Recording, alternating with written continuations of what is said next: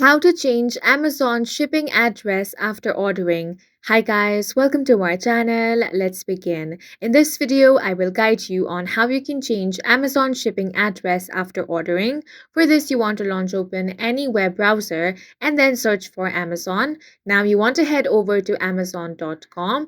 Make sure to sign into your account. Now click on the accounts and list option from here.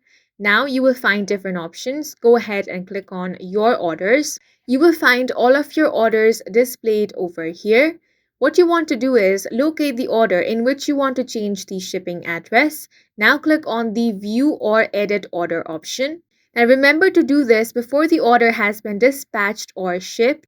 Now you can find all the information about your order in the order details tab, such as delivery address, payment method, and the order summary. You simply want to get to the delivery address option. Then you want to click on the change option below that.